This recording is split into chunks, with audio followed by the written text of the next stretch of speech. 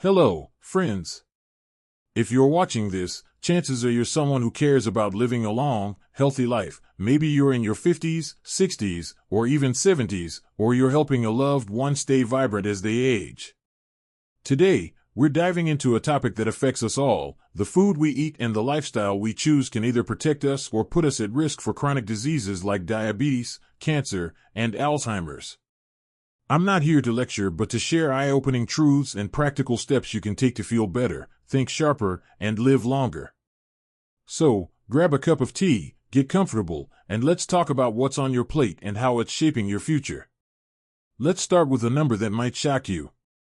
Did you know that the average American consumes about 152 pounds of sugar every year? That's like eating the weight of a small child. And that's not all, we're also eating around 133 pounds of refined flour annually.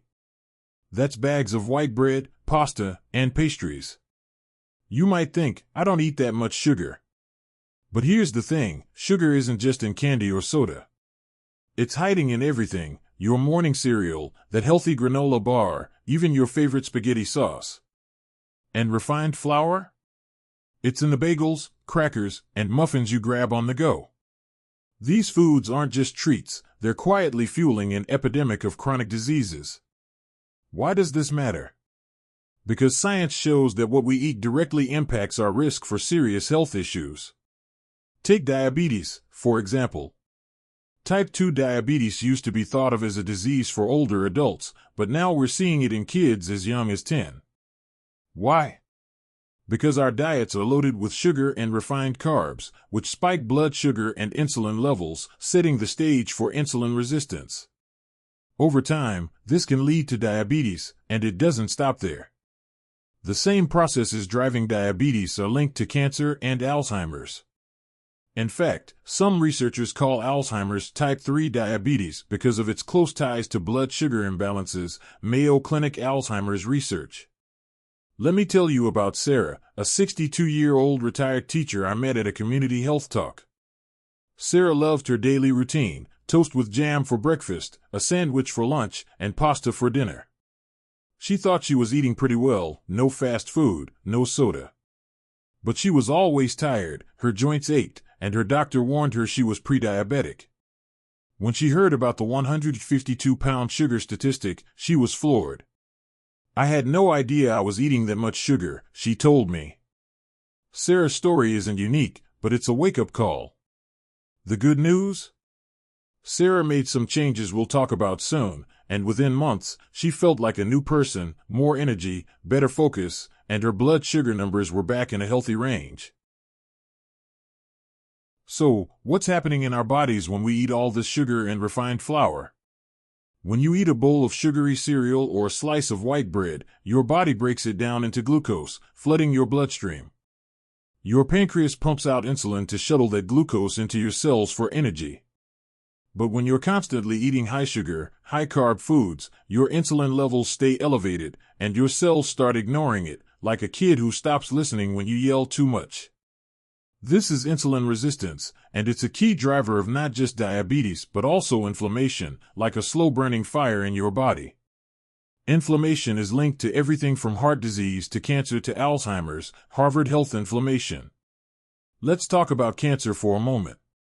There's a fascinating idea called the metabolic theory of cancer, which suggests that cancer cells thrive on glucose. Unlike healthy cells, which can use fat for energy, cancer cells are like sugar addicts, they need glucose to grow. By flooding our bodies with sugar and refined carbs, we're unintentionally creating an environment where cancer is more likely to thrive. I'm not saying sugar directly causes cancer, but the evidence is clear. A diet high in sugar and refined carbs creates a setting where cancer can flourish, Cancer Research UK diet. And Alzheimer's? Studies show that high blood sugar damages the brain over time, increasing the risk of cognitive decline. But here's the empowering part, you can take control.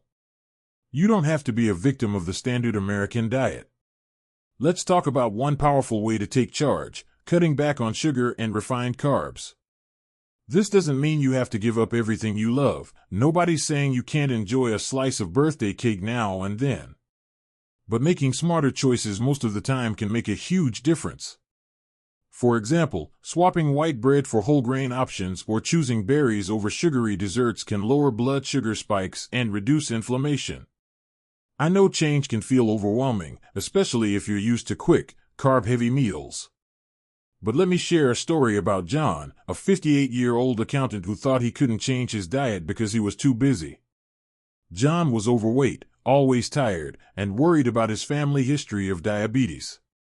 He started small, replacing his daily soda with sparkling water and swapping his morning bagel for eggs with avocado. Within weeks, he noticed he wasn't crashing after lunch anymore. He had more energy to play with his grandkids, and his doctor was thrilled with his improved blood work. John's story shows that small changes can lead to big results. I want you to think about one thing you could swap out this week. Maybe it's that sugary coffee drink you get every morning. Could you try black coffee or tea with a splash of cream instead? Share your ideas in the comments below. I'd love to hear what you're thinking about trying. These small steps are the foundation for protecting yourself against chronic diseases, and they're doable at any age, whether you're 50, 60, or 70. Next, we'll explore a way of eating that's been a game changer for so many people, and I'll share how you can make it work without feeling deprived.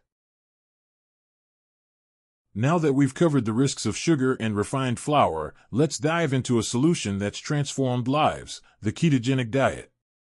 You might have heard about keto from a friend or seen it on social media, but don't worry if it sounds complicated. I'll break it down simply and practically, especially for those of us in our 50s, 60s, or 70s. The keto diet isn't just a trend, it's a science-backed way to reduce your risk of chronic diseases like diabetes, cancer, and Alzheimer's, while giving you more energy and mental clarity. And don't worry, you won't have to give up flavor or feel hungry. So, what's the ketogenic diet all about? At its core, it's a low-carb, high-fat way of eating that shifts your body from burning sugar to burning fat for energy. Instead of loading up on bread, pasta, and sugary snacks, you focus on healthy fats like avocados, olive oil, nuts, and fatty fish, along with moderate protein and low-carb veggies like spinach or broccoli. By cutting carbs down to under 50 grams a day, your body enters a state called ketosis, where it starts using fat as its primary fuel. This does some amazing things. It stabilizes your blood sugar, reduces insulin spikes, and lowers inflammation, all of which are key to preventing chronic diseases. Healthline Keto Guide. Let me tell you about Maria, a 65-year-old grandmother who was skeptical about keto at first. Maria had been diagnosed with prediabetes and was terrified of ending up like her mother, who had Alzheimer's. She loved her carbs. Pasta was her go-to comfort food. But after learning about how sugar fuels chronic diseases, she decided to give keto a try. She started with simple swaps: zucchini noodles instead of spaghetti, almond flour pancakes instead of regular ones, and lots of delicious fats like butter and coconut oil. Within 3 months, Maria's blood sugar was normal, she'd lost 15 pounds, and she felt sharper than she had in years. I didn't realize how foggy my brain was until I started eating this way, she told me. Maria's story shows that keto isn't just for young folks, it's powerful for those of us in our later years. Why does keto work so well? It's all about giving your body what it needs to thrive. By reducing carbs, you're starving those sugar-hungry cancer cells we talked about earlier. You're also giving your brain a cleaner fuel source, ketones, which are produced when your body burns fat. Studies suggest that ketones can protect brain cells and may even slow the progression of Alzheimer's, Journal of Alzheimer's Disease. Plus, keto helps with weight loss, which reduces strain on your joints and heart, and it can lower your risk of diabetes by improving insulin sensitivity. I know what you might be thinking: a diet without bread or pasta. That sounds miserable. But keto doesn't have to feel restrictive. You can still enjoy delicious meals, think creamy avocado salads, grilled salmon with buttery asparagus, or even keto-friendly desserts like chocolate mousse made with coconut cream. The key is to focus on real, whole foods and find recipes that excite you. If you're wondering where to start, try this. For one meal this week, replace a carb-heavy side like mashed potatoes with a low-carb option like cauliflower mash. It's creamy, delicious, and won't spike your blood sugar. Share your favorite low-carb recipe ideas in the comments. I'm always looking for new ones to try. But diet is only part of the equation.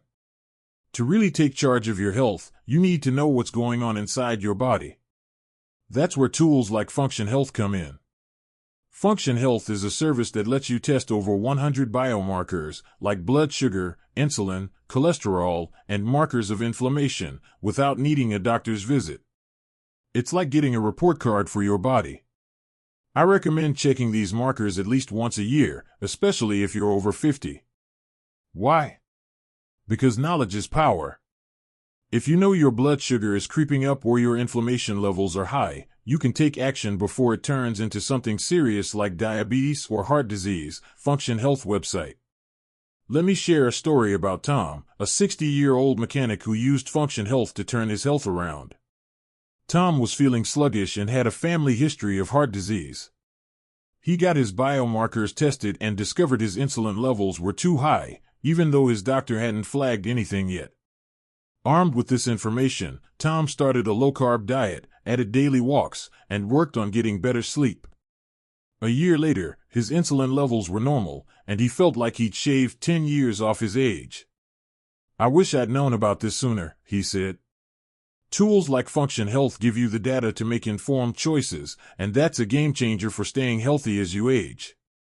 So, how do you make this practical? Start by getting curious about your health. If you can, sign up for a service like Function Health to get a baseline of your biomarkers. If that's not an option, ask your doctor for a comprehensive blood panel that includes fasting glucose, A1C, and C-reactive protein for inflammation. Then, use that information to guide your choices. Maybe you'll decide to cut back on sugary drinks or try a keto recipe. Every step you take is an investment in your future. Next, we'll talk about how to protect your brain specifically, because staying sharp is just as important as keeping your body strong. Let's talk about something close to all our hearts, keeping our minds sharp as we age. If you're in your 50s, 60s, or 70s, you might have moments where you forget a name or misplace your keys and wonder, is this normal, or is it something more? The fear of Alzheimer's or dementia is real, but here's the good news: you can take steps right now to protect your brain and lower your risk. And it's not just about your brain. Everything we're talking about today ties into building a lifestyle that keeps you vibrant for years to come. Let's explore how nutrition, exercise, and simple daily habits can make all the difference. One of the most exciting studies in this area is the FINGER trial, which stands for Finnish Geriatric Intervention Study to Prevent Cognitive Impairment and Disability. This study showed that a combination of diet, exercise, brain training, and social engagement can slow cognitive decline and even improve brain function in older adults. FINGER study. This proves that Alzheimer's isn't just about genetics or bad luck. You have real control over your brain health.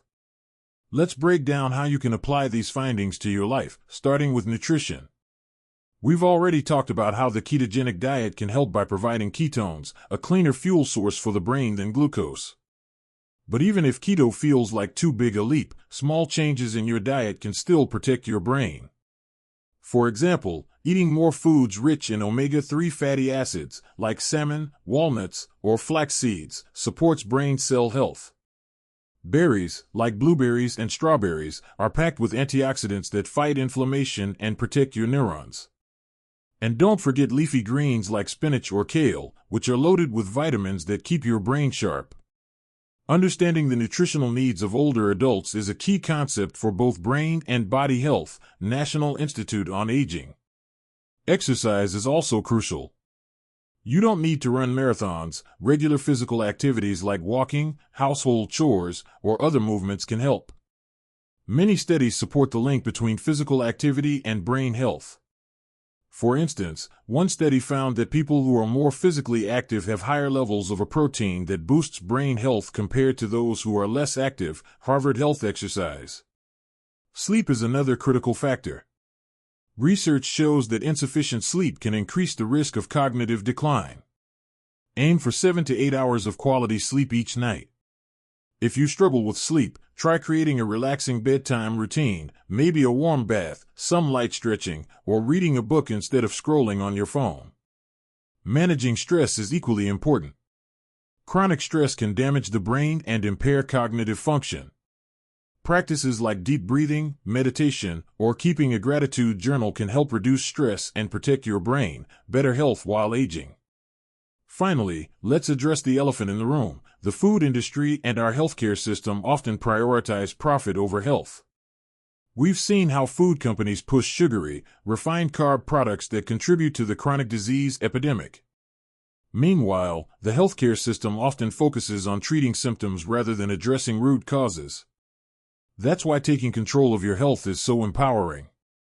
You don't have to wait for a doctor to tell you what to do. You can start now by choosing whole, natural foods and adopting the strategies we've discussed. Resilience food system criticism. So, what's the final takeaway? You have the power to shape your health. By making small but meaningful changes, cutting back on sugar, boosting brain-healthy nutrition, monitoring your biomarkers, and managing stress, you can build a healthier future. Remember, it's never too late to start. What step will you take this week? Share it in the comments below, and let's inspire each other to live our best lives.